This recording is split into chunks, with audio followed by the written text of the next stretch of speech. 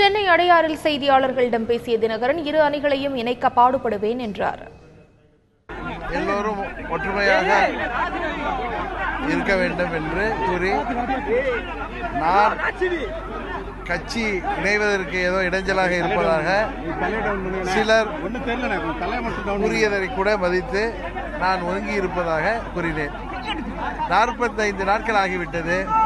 கட்சி இணைந்திருக்கும் என்கிற எண்ணத்தோடு நான் டெல்லியில் இருந்து வந்து கட்சி இணையவில்லை என்றால் இணைவதற்கான வாய்ப்பு கூட இல்லாத சூழ்நிலை இருக்கிறது.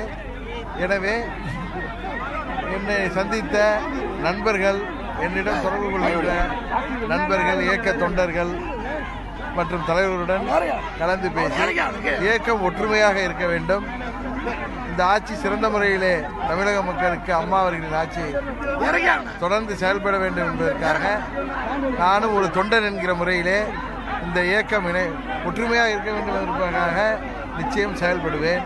முதலில் நான் பொதுச் செயலாளரை சந்தித்துவிட்டு அவரது ஆலோசனையும் ஆணையும் பெற்றுதான் எனது அடுத்த கட்ட நடவடிக்கைகள் பற்றி சொல்ல முடியும்.